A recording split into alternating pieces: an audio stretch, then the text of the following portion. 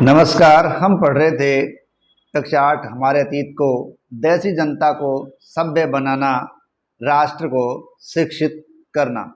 इस चैप्टर में हमने पढ़ा कि किस प्रकार अंग्रेज जब भारत में आए, उन्होंने यहाँ की शिक्षा व्यवस्था में अपनी परंपरा को लादने का प्रयास किया और अपनी इस अंग्रेजी सत्ता या अंग्रेजी शिक्षा यहाँ डालने के पीछे उन्होंने क्या फ़ायदे गिनाए।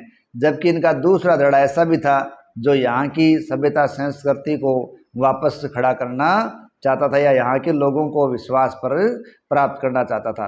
लेकिन इन सब के बीच अंग्रेजी शिक्षा है वो बलवती होती चली गई और उनके अनेक लाभ गिनाते हुए अंग्रेज़ों ने उस शिक्षा को आगे बढ़ाया। लेकिन ऐसा होने के बाद भारतीय संस्थाएं जो चल रही थी, उन संस्थाओं के साथ क्या हुआ, इसका पता आज इस चैप्टर के अंदर लगाएंगे।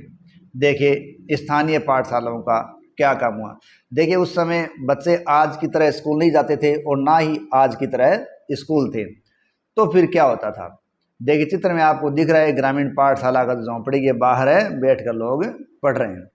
ठीक है, अब देखिए विलियम एडम की एक रिपोर्ट है। 1830 के दशक में स्कॉटलैंड से आए ईसाई प्रचारक थे विलियम एडम। कौन थे? William Adam. इन्होंने बंगाल और बिहार के जिलों का दौरा किया क्योंकि कंपनी ने उन्हें देसी स्कूलों में शिक्षा की प्रगति पर रिपोर्ट तैयार करने को कहा था। तो एडम ने बंगाल बिहार के जिलों का दौरा किया और देसी शिक्षा के प्रति रिपोर्ट तैयार की, जो इस प्रकार है। एडम ने पाया कि बंगाल और बिहार में 1 लाख से ज़्यादा पाठशालाएं हैं। बहुत छोटे छोटे केंद्र थे, आमतौर पर 20 से ज़्यादा विद्यार्थी एक में नहीं थे। फिर भी इन पाठशालाओं में पढ़ने वाले बच्चों की कुल संख्या बहुत बड़ी थी, यानी लगभग 20 लाख। यानी ये कहा जा रहा कि 1 लाख के करीब क्या थी, पाठशालाएं थी, और हर पाठशाला में लगभग 20 के करीब बच्चे थे। तो इस आधार पे लगभग कितने बच्चे हो गए? 20 लाख बच्चे हैं वो पढ़ रहे थे। ठीक है, ऐसा संकेत सामने आया। ये पाठशालाएं संपन्न लोगों द्वारा या स्थानीय समूह द्वारा चलाई जा रही थी और कुछ पाठशालाएं स्वयं गुरु ही चला रहे थे। शिक्षा का तरीका भी काफ़ी लचीला था, यानी जिन चीज़ों की आज स्कूलों में उम्मीद करते हैं उनमें से कुछ चीज़ें उस समय की पाठशाला में मौजूद थी और कुछ नहीं भी थी। इस समय देखो, बच्चों की फीस वो निश्चित नहीं थी, छपी हुई किताबें नहीं थी, पाठशाला की इमारत अलग से नहीं बनाई गई थी, बेंच और कुर्सियाँ नहीं थी, ब्लैक बोर्ड भी नहीं थे, अलग से कक्षा लेने, बच्चों की हाजिरी लेने, इस प्रकार का कोई प्रावधान या व्यवस्था नहीं थी। कुछ पाठशालाएं तो बरगद की छांव में चलती थी, तो कोई गांव की किसी दुकान या मंदिर के कोने में चलती थी और कोई गुरु के घर पर ही बच्चों को पढ़ाया करते थे। यानी कहीं पेड़ की छांव में, कहीं दुकान मंदिर के कोने में, या कहीं गुरु के घर पर शिक्षा चलती थी। बच्चों की फीस उनके माँ बाप की आमदनी के हिसाब से तय कर दी जाती थी। ठीक है, अमीरों को ज़्यादा देना पड़ता था, गरीबों को कम फीस देनी पड़ती थी। और शिक्षा क्या थी? मौखिक थी। ठीक है, और क्या पढ़ाएं ये बच्चों की ज़रूरत के आधार पर निर्भर गुरु करता था कि उसको क्या पढ़ाएं। विद्यार्थियों को अलग कक्षाओं में बिठाने की कोई व्यवस्था नहीं थी, सभी साथी एक ही जगह बैठते थे। अलग अलग स्तर के विद्यार्थियों के साथ गुरु अलग अलग से बात किया करते थे। एडम ने यह पाया कि लचीली प्रणाली स्थानीय आवश्यकताओं के लिए काफ़ी अनुकूल है। उदाहरण के लिए कि फसलों की कटाई के समय ये कक्षाएं बंद हो जाती थी क्योंकि उस समय गांव के बच्चे प्राय खेतों में काम करने चले जाते थे, और जब कटाई और अनाज निकल जाता था तो ये पाठशालाएं दोबारा शुरू हो जाती थी। इसका परिणाम क्या निकलता था कि साधारण काश्तकारों के बच्चे भी पढ़ाई करने के लिए आ सकते थे। तो ये रिपोर्ट किसने तैयार की? बंगाल बिहार के सर्वे के आधार पर एडम ने तैयार की थी। अब देखिए, नई दिनचर्या और नए नियम। 19वीं सदी के मध्य तक कंपनी का ध्यान मुख्य रूप से उच्च शिक्षा पर था। ठीक है, इसलिए कंपनी ने स्थानीय पाठशालाओं की कामकाज पर कोई ज़्यादा दखल भी नहीं दिया। लेकिन 1854 के बाद कंपनी ने अब देसी व्यवस्था में सुधार लाने का प्रयास करना शुरू कर दिया, जब से वुड घोषणा पत्र या वुड डिस्पेच आया। कंपनी का मानना था कि इसके लिए मौजूदा व्यवस्था में भीतर ही बदलाव कर दें, जो मौजूदा व्यवस्था चल रही है उसके भीतर ही बदलाव कर दिए जाएं।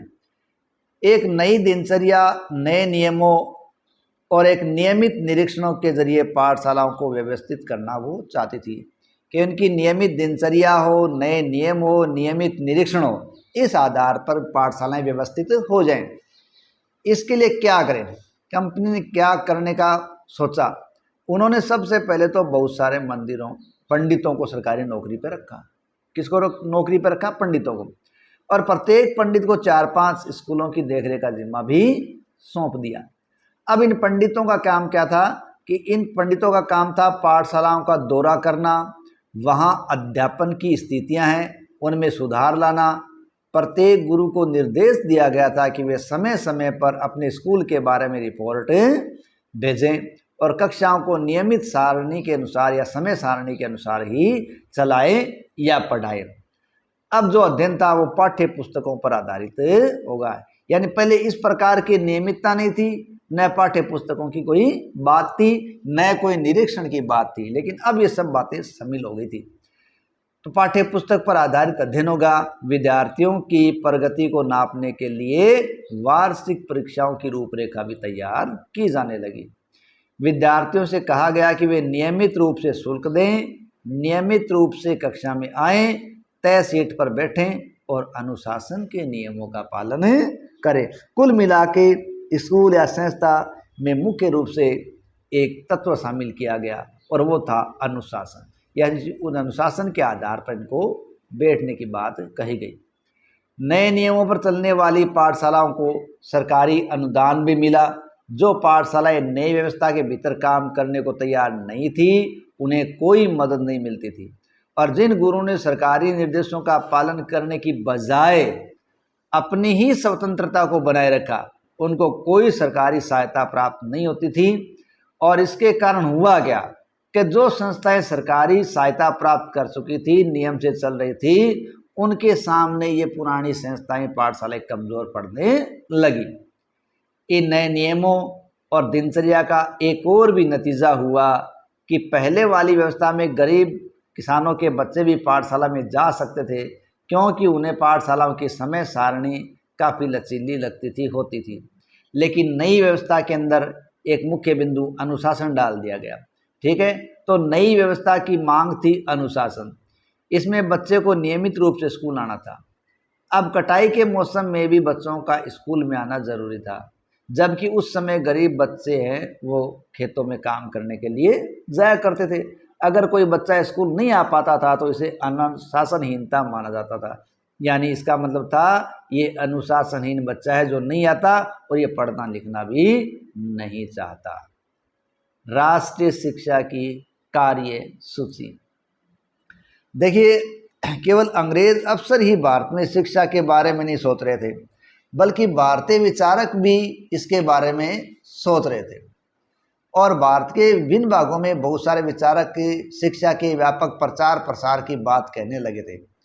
यूरोप में आ रहे बदलावों से प्रभावित कुछ भारतीयों का मानना था कि पश्चिमी शिक्षा भारत का आधुनिकीकरण कर सकती है। यानी जो पश्चिम की शिक्षा है भारत को आधुनिक बना सकती है। उन्होंने अंग्रेजों से आह्वान किया कि वे नए स्कूल, कॉलेज और विश्वविद्यालय खोलें तथा शिक्षा पर ज़्यादा पैसा खर्च करें। ये कुछ लोगों की धारणा थी। इस दिशा में कुछ प्रयासों के बारे में आगे के पाठों में आएगा, परंतु बहुत सारे भारतीय पश्चिमी शिक्षा के विरुद्ध भी थे। यानी कुछ इसके पक्ष में थे तो कुछ इसके विरोध में भी थे। अब महात्मा गांधी और रविंद्रनाथ टैगोर इसी विरोध वाले लोगों की श्रेणी में थे।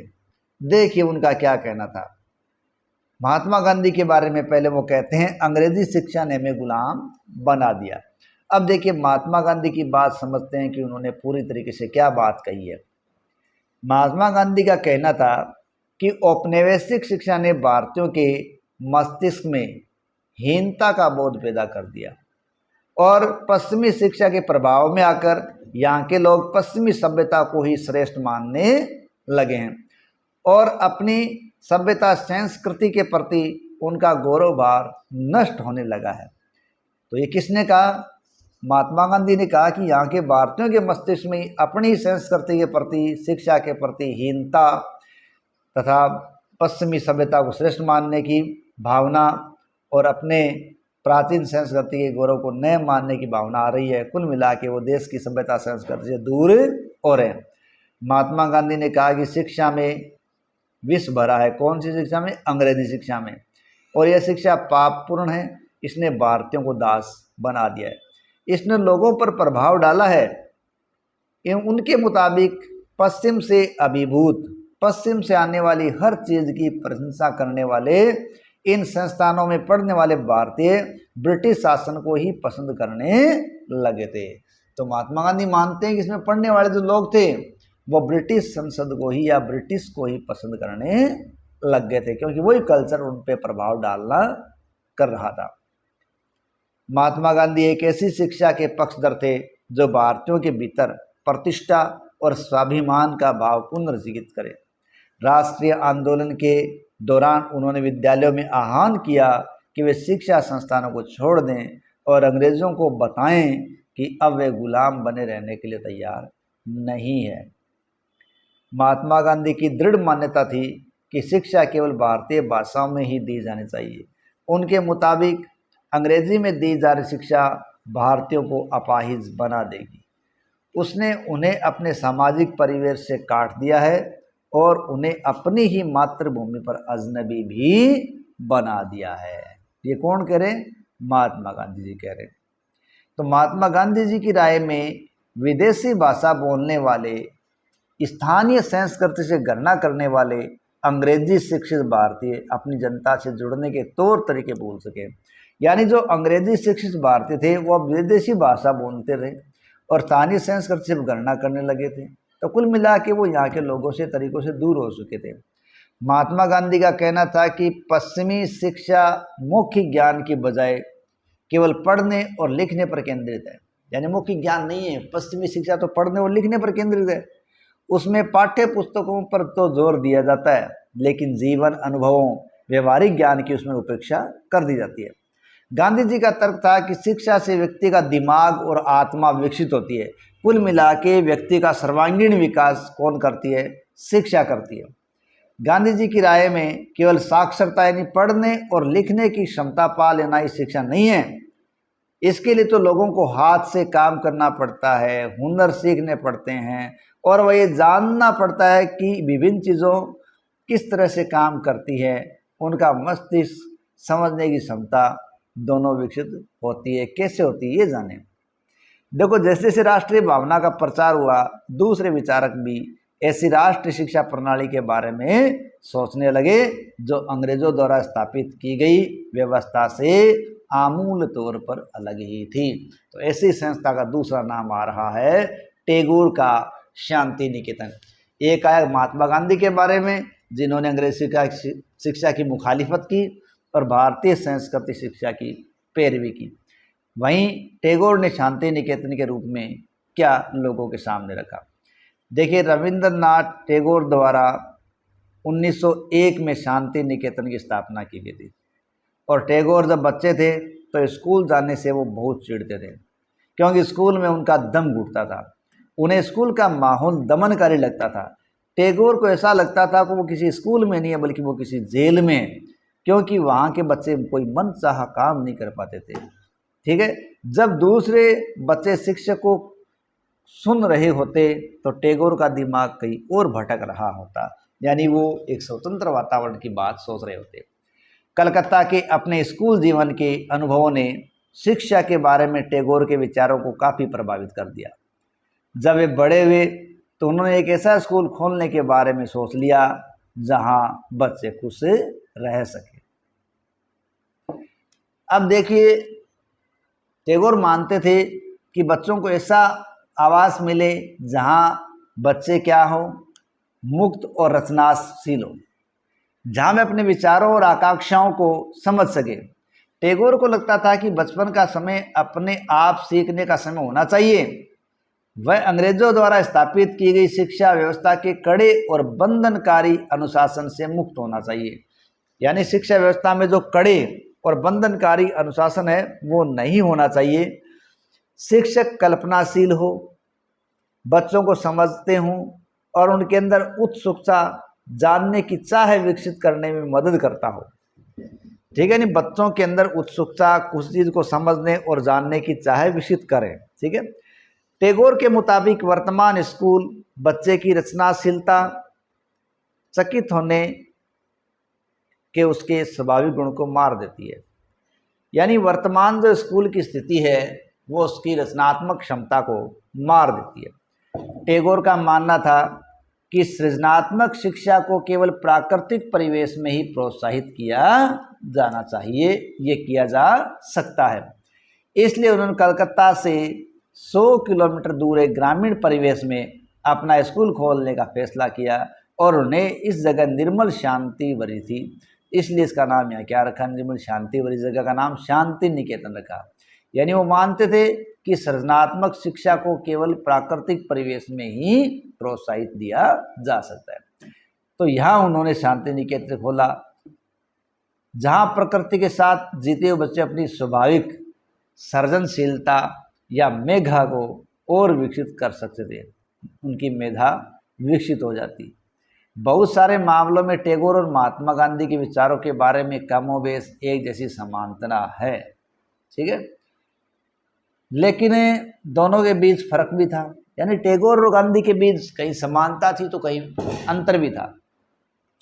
गांधी जी पश्चिमी सभ्यता और संस्कृति और मशीनी प्रौद्योगिकी की उपासना कट्टर आलोचक के रूप में करते थे। यानी गांधी जी है वो पश्चिमी सभ्यता, मशीनों और प्रौद्योगिकी की उपासना के कट्टर आलोचक थे।